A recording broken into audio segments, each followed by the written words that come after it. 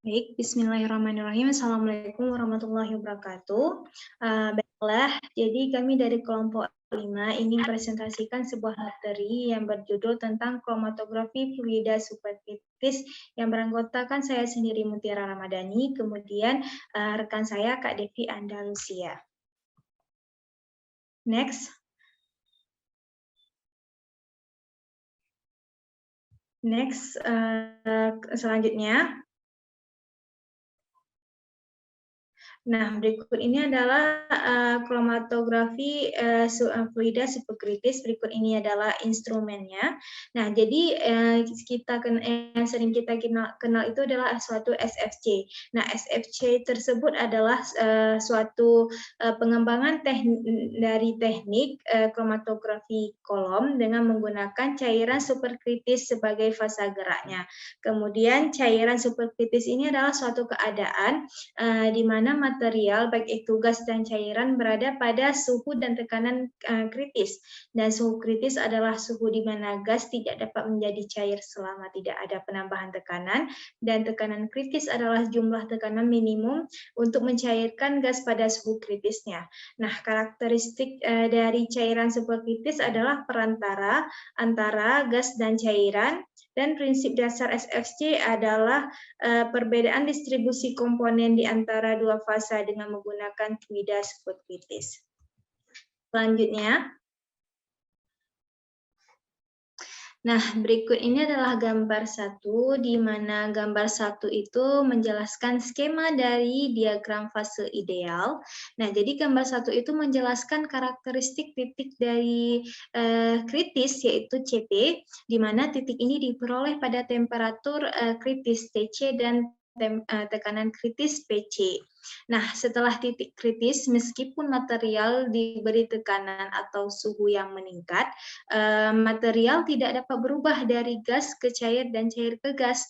Nah, bentuk ini disebut bentuk cairan superkritis, di mana peningkatan suhu tidak mengakibatkan perubahan menjadi gas dan peningkatan tekanan tidak mengakibatkan perubahan menjadi cair pada titik ini.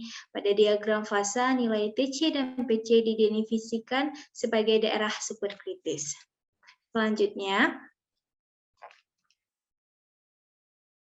Nah, berikut ini adalah cara kerja dari SFC, di mana SFC ini merupakan gabungan dari GC dan KCKT dalam hal pompa dan oven kolomnya. Nah, jadi fasa gerak di pompa itu kemudian cuplikan berupa campuran disuntikkan ke dalam aliran fasa gerak dan dibawa ke kolom yang terdapat di dalam oven. Kemudian tekanan dan suhu dalam oven harus dioperasikan di atas tekanan dan suhu kritis fasa gerak agar mencapai keadaan fluida superkritisnya. Dan komponen-komponen cuplikan dapat dipisahkan berdasarkan perbedaan waktu retensi, kemudian setiap komponen yang meninggalkan kolom terdeteksi oleh detektor dan direkam sebagai kromatogram.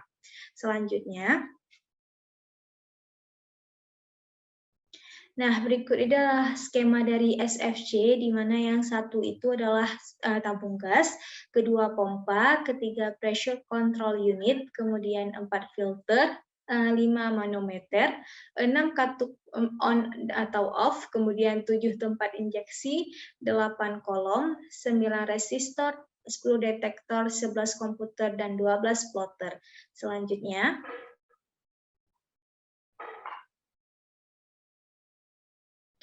Nah, jadi berikut ini adalah komponen dari skema alat dari SFC. Jadi yang pertama itu adalah tabung gas, yaitu untuk menyimpan fase gerak pada SFC. Kemudian yang kedua pompa, di mana di sini dia berfungsi untuk memompa fase gerak. Kemudian reciprocating pump menggunakan kecepatan tinggi untuk kolom dikemas, dan searing pump yang digunakan untuk kecepatan rendah untuk kolom kapiler. Nah, pemilihan jenis pump ini disesuaikan dengan kolom yang diinginkan. Nah, kemudian 3 pressure control unit, jadi sebagai alat pengatur tekanan sehingga dapat ditentukan kecepatan aliran fase gerak atau gas pembawa. Nah, kemudian yang keempat adalah filter, di mana filter ini untuk menyaring fase gerak sebelum dilewatkan injeksi sampel. Dan yang kelima, manometer, yang di mana alat ini untuk mengukur perbedaan tekanan. Dan yang keenam, katup on dan off, di mana untuk membuka dan menutup aliran fase gerak atau gas pembawa. Nah, selanjutnya akan dilanjutkan oleh rekan saya, Kak Devi. Yang ketujuh adalah tempat injeksi. Tempat untuk memasukkan sampel yang akan dianalisis oleh SFC. Ada banyak jenis injektor yang bergantung pada banyak faktor. Untuk kolom yang dikemas, sampel harus kecil dan bergantung pada diameter kolom. Untuk kolom turbula terbuka, volume sampelnya itu harus lebih besar. Dan untuk kolom yang injektor tertutup tuh volumenya akan lebih kecil. Injektor itu ada dua jenis, ada injektor loop dan injektor inline. Injektor loop digunakan terutama pada pengujian awal Sampel dimasukkan ke dalam ruang yang kemudian dialiri dengan cairan superkritis dan didorong ke dalam kolom. Ini menggunakan pompa bertekanan rendah sebelum melanjutkan dengan elusi pada tekanan yang lebih tinggi. Injektor inline yaitu untuk memudahkan kontrol volume sampel. Pompa bertekanan tinggi memaksa sampel diukur secara khusus ke dalam aliran eluen untuk membawa sampel melalui kolom. Metode ini memungkinkan pengenceran spesifik dan fleksibilitas yang lebih besar. Untuk sampel yang tidak memerlukan pengenceran, maka akan langsung berinteraksi dengan eluen. Hal ini memungkinkan sampel ditransfer langsung ke kolom yang dikemas dan fase gerak untuk kemudian melewati kolom. Yang ke-8 adalah kolom SFC, di mana kolom SFC ini terbagi menjadi dua, yaitu ada turbula terbuka dan yang dikemas. Yang sering digunakan adalah turbula terbuka dan dilapisi dengan bahan silika yang terhubung silang dengan kuarsa bubu atau SiO2 untuk fase diamnya. Panjang kolom berkisar antara 10 dan 20 meter dan dilapisi dengan fase diam. Silika kurang dari 1 mikrometer. Kolom ini mirip dengan kolom gizi, sedangkan kolom yang dikemas itu mirip dengan kolom HPLC yang berbahan dasar silika dengan panjang kolomnya 10 cm. Pada kolom ini bisa menggunakan teknik gradien komposisi untuk campuran fase gerak. Kolom di SFC ini biasanya terletak di dalam oven. Oven berfungsi untuk memanaskan fase gerak ke suhu yang diinginkan. Dalam SFC, suhu yang diinginkan selalu merupakan suhu kritis fluida superkritis. Yang ke-9 adalah restriktor, di mana itu berfungsi untuk mengontrol tekanan fluida. Yang ke-10 ada detektor. Detektor yang paling sering digunakan pada instrumen SFC adalah detektor ionisasi nyala atau FID atau spektrometer massa atau MS, di mana FID beroperasi dengan mengionisasi sampel dalam nyala bertenaga hidrogen. Dengan melakukan itu akan menghasilkan partikel bermuatan yang mengenai elektroda, dan partikel tersebut kemudian dihitung dan diidentifikasi. Sedangkan detektor MS yaitu beroperasi melalui pembuatan semprotan terionisasi dari sampel dan kemudian memisahkan ion berdasarkan rasio massa atau muatan.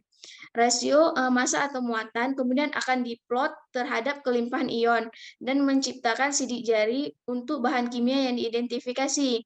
Sidik jari ini kemudian dicocokkan dengan database untuk mengisolasi senyawa mana yang didapatkan. Ini dapat dilakukan untuk setiap elusi, membuat FCMS lebih baik daripada SFC dengan menggunakan detektor yang lain.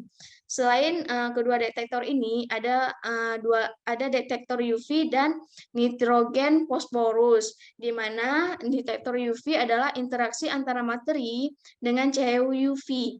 Sering digunakan untuk banyak golongan analit, akan tetapi kurang sensitif terhadap senyawa nonpolar.